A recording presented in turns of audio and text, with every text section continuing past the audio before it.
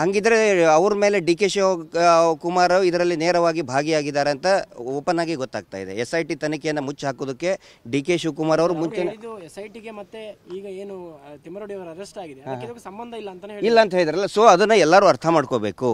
ಇಲ್ಲಿ BL ಸಂತೋಷ್ ಅವರು ಹಿಂದೂ ಸಂಘಟನೆಯ ಪ್ರಮುಖರಾಗಿದ್ದರಿಂದ ಇಲ್ಲಿ ಸತ್ತಂತಹ ಅನೇಕ ಹೆಣ್ಮಕ್ಳು ಹಿಂದೂ ಹೆಣ್ಮಕ್ಳಾಗಿರೋದ್ರಿಂದ ಯಾಕೆ ಧ್ವನಿ ತಾತ್ತಾ ಇಲ್ಲ ಅನ್ನೋ ಅರ್ಥದಲ್ಲಿ ಇವ್ರು ಕೇಳಿದ್ದು ಯಾರು ಮಹೇಶ್ ಶೆಟ್ಟಿ ತಿಮ್ಮರೋಡಿ ಅವರು ಮಾತಾಡಬೇಕಾದ್ರೆ ಸ್ವಲ್ಪ ಖಾರವಾಗಿ ಮಾತಾಡ್ತಾರೆ, ಮನಸ್ಸಿನಲ್ಲಿ ನೋವಿದ್ದಾಗ ಖಾರವಾಗಿ ಮಾತಾಡ್ತಾರೆ.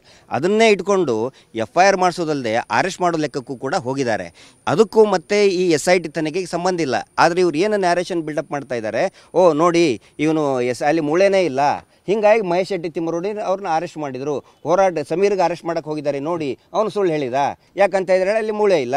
ಗಿರೀಶ್ ಮಟ್ಟಣ್ಣ ಅವ್ರಿಗೆ ಅರೆಸ್ಟ್ ಮಾಡ್ತಾರೆ ಈಗ ನೋಡಿ, ಯಾಕಂತ ಹೇಳಿದ್ರೆ ಮೂಳೆ ಇಲ್ಲ. ಮೂಳೆಗೂ ಈಗ ಇರೋ BL ಸಂತೋಷ್ ಕೇಸಿಗೂ ಏನು ಸಂಬಂಧ? ಸೊ ಆ ಒಂದು ಹುಚ್ಚುತನ ಮಾಡಿ ಇದನ್ನು ಮಾಡ್ತಾ ಇದ್ದಾರೆ. ನಾನು ರಿಕ್ವೆಸ್ಟ್ ಮಾಡ್ಕೊಳ್ಳೋದು ಎಲ್ರಿಗೂ ಕೂಡ, ನೋಡಿ ಪ್ರತಿದಿನ ಒಬ್ಬೊಬ್ಬರು ಬರ್ತಾ ಇದ್ದಾರೆ. ಆ ಧರ್ಮಸ್ಥಳದಲ್ಲಿ ಹತ್ಯೆ ಆದವ್ರದ್ದು ವೇದವಲ್ಲಿ ಪಾಪ ನಿನ್ನೆ ಮೊನ್ನೆನೇ ಬಂದಿದ್ದಾರೆ. ನಿನ್ನೆ ಇದೊಂದು ಗಲಾಟೆ ಆಗಿದ್ದು ನೋಡಿ ಭಯ ಪಟ್ಕೊಂಡು ಓಡಿ ಪಾಪ ಅವರು ಇನ್ನೇನಪ್ಪ ಇವ್ರಿಗೆ ಹಿಂಗಾಗಿದೆ ಅಂತೇಳಿ ವಾಪಸ್ ಹೋಗಿದ್ದಾರೆ. ಒನ್ಸ್ ಅಗೇನ್ ವೇದವಲ್ಲಿ ಅವ್ರ ಅಣ್ಣ ಬರ್ತಾ ಇದ್ದಾರೆ. ಆ ವೇದವಲ್ಲಿಯನ್ನು ಸುಟ್ಟು ಹಾಕಿದರು, ಅತ್ಯಾಚಾರ ಮಾಡಿ ಸುಟ್ಟು ಹಾಕಿದಂಥ ಕೇಸ್ ಆರೋಪಿ ನಾಪತ್ತೆ. ಸೊ ಅವರು ಬಂದು ಕೊಟ್ಟಿದ್ದಾರೆ. ಈಗ SITಗೆ ಬರೋರಿದ್ರು ಅವರು. ಸೊ ಅವರು ತುಂಬ ಜನ ಬರ್ತಾ ಇದ್ದಾರೆ. ಆ ಪ್ರಕ್ರಿಯೆಯನ್ನು ನಿಲ್ಲಿಸೋದಕ್ಕೆ, ಭಯಭೀತಿಯನ್ನು ಹುಟ್ಟಿಸೋದಕ್ಕೆ ಈ ಒಂದು ಪ್ರಯತ್ನ ಮಾಡ್ತಾ ಇದ್ದಾರೆ. ಸೌಜನ್ಯ ಹೋರಾಟಗಾರರು ಭಯವನ್ನೇ ಪ್ರಶ್ನೆ ಮಾಡುವಂಥವ್ರು. ನಾವು ಯಾವುದೇ ಭಯಕ್ಕೂ ನಾವು